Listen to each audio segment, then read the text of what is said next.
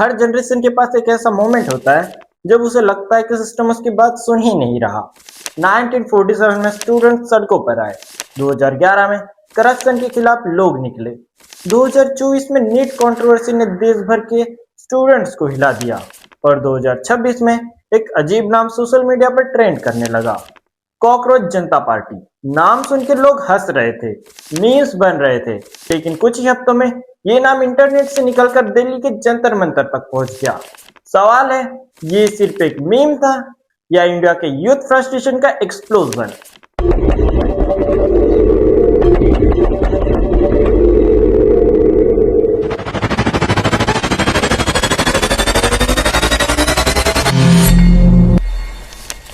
6 June 2026, location Jantar Mantar, new Delhi. 100 of students और young professionals इकट्ठा होते हैं। कई लोग कॉकरोच मास्क पहने हुए, कुछ लोग हाथों में कॉन्स्टिट्यूशन लेकर खड़े हैं और उनकी demand education minister Dharmendra Pradhan का रेजिग्नेशन। और इसका रीजन है exam irregularities, paper leak allegations और यूथ अनएम्प्लॉयमेंट को लेकर नाराजगी। पुलिस ने बैरिकेड्स लगाए, सिक्योरिटी बढ़ा दी गई, लेकिन प्रोटेस्ट पीसफुल रहा। चलिए जानते हैं कि ये कॉकरोच नाम आखिर आया कहां से। सबसे इंटरेस्टिंग सवाल यही आता है, कॉकरोच ही क्यों? कोई टाइगर पार्टी नहीं, कोई लॉयन फ्रंट नहीं। रिपोर्ट्स के मुताबिक मूवमेंट के सपोर्टर्स का कहना है कि यूथ को बार बार इग्नोर किया जा रहा है, उनको निकम्मा कहा जाता है, उनकी प्रॉब्लम्स को सीरियस नहीं लिया जाता। तो मूवमेंट ने उस इंसल्ट को ही सिंबल बना दिया। मैसेज सिंपल था, अगर हमें कॉकरोच समझा जा रहा है तो याद रखो, कॉकरोच सरवाइव करते हैं। अभी इस सब में एक इंटरेस्टिंग सवाल आता है, अभिजीत दीपके आखिर है कौन? तो मैं आपको बता दूं, अभिजीत दीपके इस मूवमेंट के फाउंडर है, जो अमेरिका से इंडिया लौटकर डायरेक्टली प्रोटेस्ट लीड करते हुए नजर आए। उन्होंने सोशल मीडिया पर मूवमेंट शुरू किया और कुछ ही हफ्तों में मिलियंस ऑफ फॉलोअर्स जुड़ गए। रियूटर्स के मुताबिक मूवमेंट ने स्पेशली स्टूडेंट और अनएम्प्लॉयड यूथ में ही काफी ट्रैक्शन हासिल किया। आखिर इस सब में प्रॉब्लम क्या है? अब चलिए असली इशू पर आते हैं। क्या प्रॉब्लम सिर्फ एक मिनिस्टर है या फिर ये सब एक सिस्टम से ज्यादा बड़ा इशू है?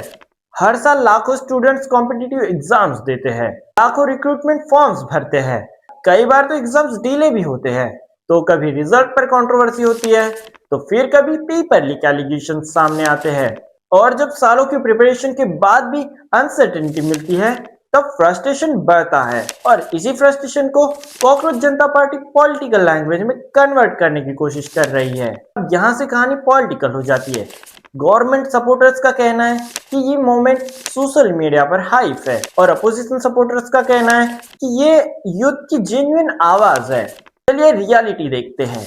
दोनों साइड अपना अपना नैरेटिव चला रही है, लेकिन एक फैक्ट क्लियर है, अगर लाखों लोग किसी इशू को डिस्कस कर रहे हैं तो उस कंसर्न को कंप्लीटली इग्नोर करना मुश्किल हो जाता है। चलिए अब बात करते हैं जंतर मंतर के दिन की।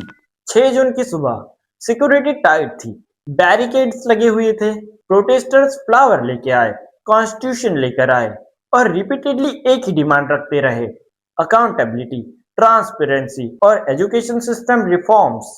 कोई वायलेंस नहीं हुआ, कोई तोड़फोड़ नहीं हुई और प्रोटेस्ट पीसफुली खत्म भी हुआ।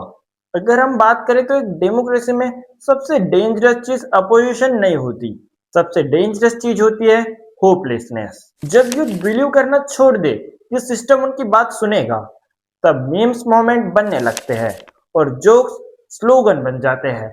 चाहे आप कॉकरोच जनता पार्टी को सपोर्ट करते हो या फिर अपोज करते हो, लेकिन ये मोमेंट एक बात जरूर दिखा रहा है, इंडिया का यूथ सिर्फ इंटरटेनमेंट नहीं चाहता, वो आंसर्स भी चाहता है।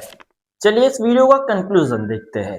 हो सकता है कॉकरोच जनता पार्टी कुछ महीनों में गायब हो जाए, हो सकता है ये और बड़ी भी हो जाए, ये तो फ्यूचर डिसाइड करेगा। लेकिन जंतर मंतर का प्रोटेस्ट एक मैसेज दे गया, अनएम्प्लॉयमेंट, एग्जाम ट्रांसपेरेंसी और एजुकेशन रिफॉर्म्स, ये इशू सोशल मीडिया से ज्यादा बड़े हैं और जब तक इनका सॉल्यूशन नहीं मिलता तब तक नए मोमेंट्स आते रहेंगे और नए नाम भी आते रहेंगे, लेकिन सवाल वही रहेगा। स्वागत है दोस्तों, यहाँ पर बात होगी फैक्ट्स की, ना कि फीलिंग्स की।